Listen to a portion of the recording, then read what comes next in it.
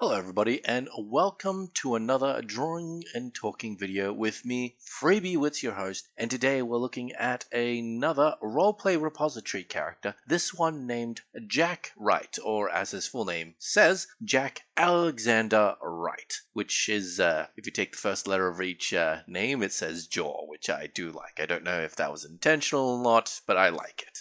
Anyways, Jaw, or more specifically Jack, he has a few nicknames, Jackie, Jackaboy, nothing too out of the ordinary. Jack is listed in gender terms as uncertain, seems fluid, but from what I can tell, it's mostly a he based on the backstory and everything I've read about the character. They say they're single and something called ace and confused. I have no idea what that means. I assume I don't know what to assume here. But anyways, they want to be a famous magician, which feels like they're cheating since they can do literal magic. It's like saying, I want to be a mechanic. Oh, and I have this magic spell that lets me fix cars. It's like saying I want to be the ultimate bodyguard and I'm already invincible. Anyways, besides that, he's described to have ginger, fluffy, messy hair, bright green eyes, mostly. He's 6'4", so he is quite tall, and he's, let's see, I'm not actually sure how to read that. 11 stone and 11 pounds.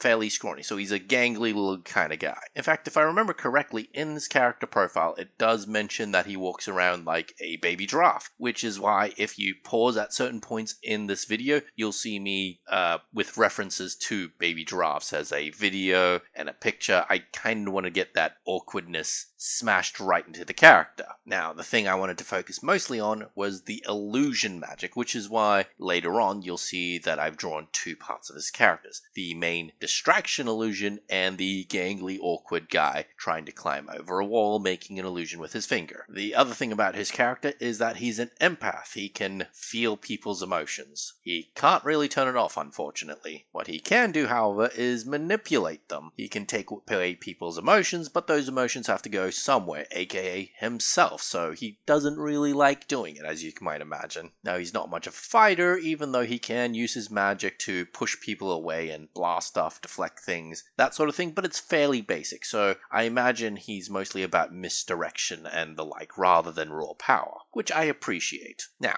as a tabletop roleplay character, perfect. Tons of characters who use illusions to trick people. You don't always need to be directly involved in combat to be useful. Just making enemies hesitate so the rest of your party can deal with them, or even using your powers to bypass an encounter and avoid unwinnable fights is perfectly viable in a lot of games. In fact, it's often very much encouraged in a lot of them. In LARP, I do not like the idea of illusion magic. The idea of role-playing with something that's not there, which I know it's very hypocritical. I'm role-playing with an elf which doesn't exist in real life, but illusions take it a step further. I can't just pretend there's an elephant in front of me, because if my idea of what the elephant is doing is different from what the illusionist believes the elephant is doing, it can get weird. And of course, even if I try to make it as fair as possible, if they perceive that I'm perceiving it differently from them, it can get really weird. The thing with live action roleplay is everybody needs to be on the same page when it comes to the events happening, when it comes to the rules, and if not, then the judge, warden, or whatever you referee, or whatever you want to call them, can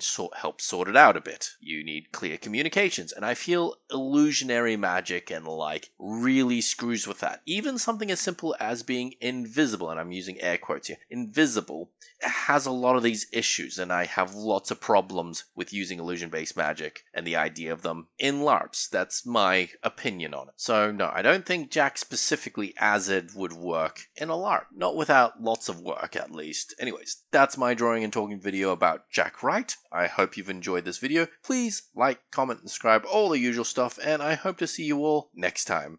Bye-bye.